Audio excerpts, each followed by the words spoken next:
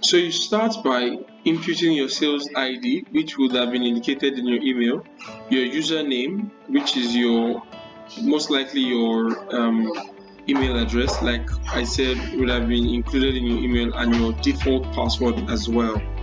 Now, the moment you sign in to your reseller module, the first thing you do, on your first sign on, is change your password. Now, to change your password, you navigate to the last icon to your right, which is tagged admin. Once you click on admin, you access personal profile.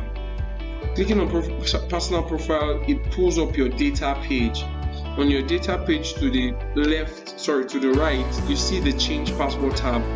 You fill in the default password which has been sent to your email, and then put your new password, right? And then once you do that, you press update. Basically, once you do that, you sign out and then sign in using your new credential.